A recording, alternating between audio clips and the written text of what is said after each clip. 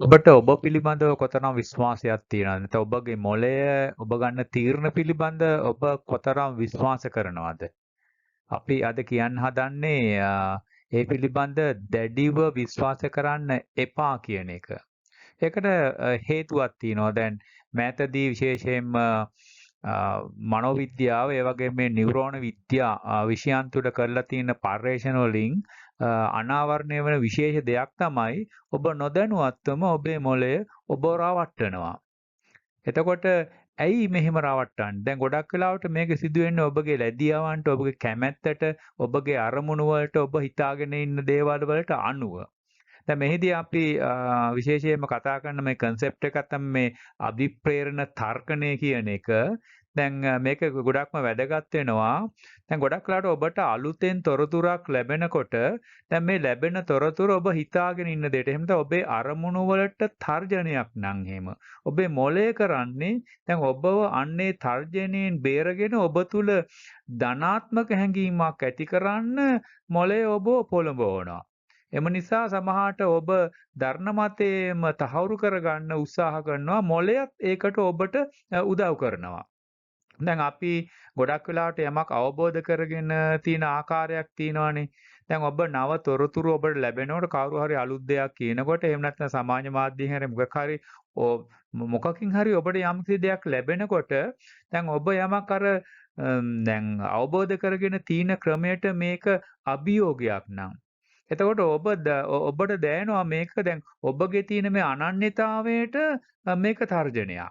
එතකොට මොකද කරන්නේ? ඔබේ මොළය ගොඩක් වෙලාවට මේ ඔබ දරන මතය තවදුරටත් ශක්තිමත් කරගන්න ඔබට උදව් වෙනවා. ඒකයි අපි කියන්නේ දැන් මොළය ගොඩක් වෙලාවට ඔබව රැවටීමක්, අපව රැවටීමක් සිදු කරන අවස්ථා ගොඩක් වෙලාවට තියෙනවා.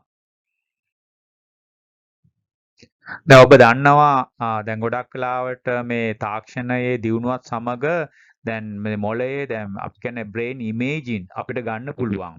ඒතර මේ බ්‍රේන් ඉමේජින් නැත්තම් මේ ඉමේජරි අපි මේවා විමර්ශනය කරනකොට මේ මොළය යම් යම් අවස්ථාවලදී ක්‍රියාත්මක වන ආකාරය පිළිබඳ විවිධ අනාවරණ අපිට ලැබිලා තියෙනවා.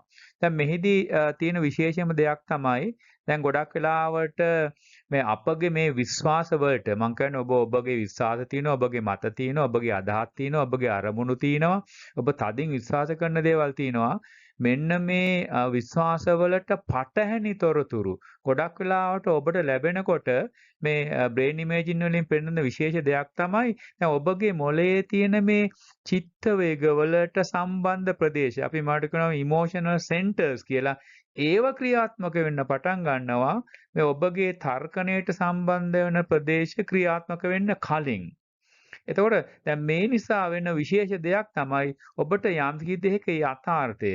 එහෙම නැත්නම් යම්කිසි දෙයක මේ විෂය මූලික එහෙම නැත්නම් මේ වාස්තවික චින්තනය ඔබ තුලින් අයින් වෙනවා. මේක අපි කියනවා මේ ඔබගේ මේ වාස්තවික චින්තනය නැත්නම් මේ නැත්නම් සත්‍ය නැත්නම් යථාර්ථය මේක හයිජැක් කරනවා පැහැර ගැනීම තමයි මෙතෙන්දි සිදු වෙන්නේ.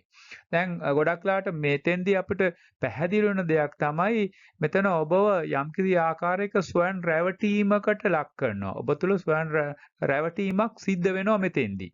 දැන් මේකෙන් ගොඩක් වෙලාට අදහස් වෙන්නේ මේක ඔබගේ මේ ප්‍රජාන ක්‍රියාවලියේ වැරද්දක් කියලා. නමුත් මේක එක ආකාරයක මේ ඉමෝෂනල් එහෙම නැත්නම් මේ ආවේදන ප්‍රකාශයක්. එතකොට අපිට කියන්න පුළුවන් මේක ගොඩක් වෙලාවට මේ චිත්ත වේගික ආරක්ෂණ පද්ධතියක්.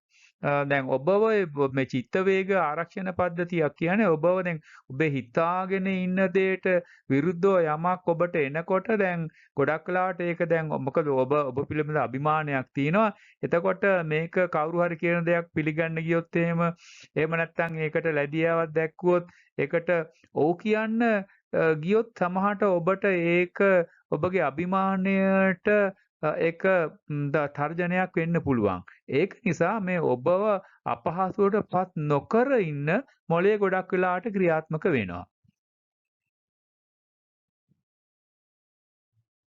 මං මෙහිදී කියන්න උත්සාහ කළේ දැන් ගොඩක් වෙලාවට අපි කැමති නෑ ආතතියකින් යුතුව ස්ට්‍රෙස් එකකින් යුතුව ජීවත් වෙන්න.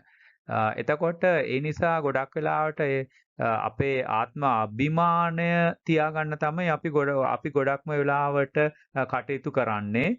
එතකොට දැන් මම කිව්වනේ දැන් ඔබ මොකක් හරි හිතාගෙන ඉන්නකොට හරියයි කියලා ගොඩක් වෙලාවට හිතාගෙන ඉනකොට විවිධ හේතුන් නිසා දැන් ඒකට විරුද්ධව යම්කිසි මතයක් යම්කිසි අදහසක් එන විට සමහරට ඒක සත්‍ය දේ වෙන්න පුළුවන්.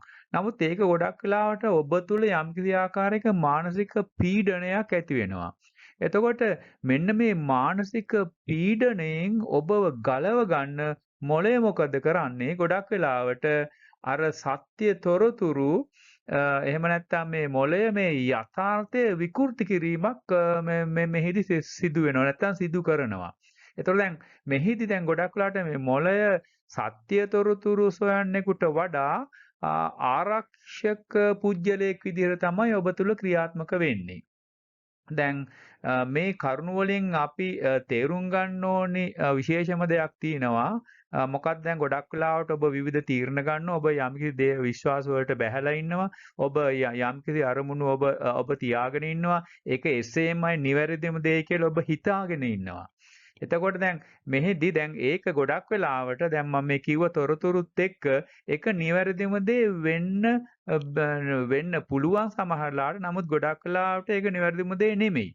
දැන් ඒ නිසා ඔබගේ තර්කයේ මත පදනම්ව ගොඩක් වෙලාවට ඔබගේ මතයම නිවැරදිවයි කියලා අනිත් අයත් එක්ක තර්ක කරන්න වාද කරන්න දඟලන්න එපා කියන අදහස තමයි මේකෙන් අපි දෙන්න උත්සාහ කරන්නේ.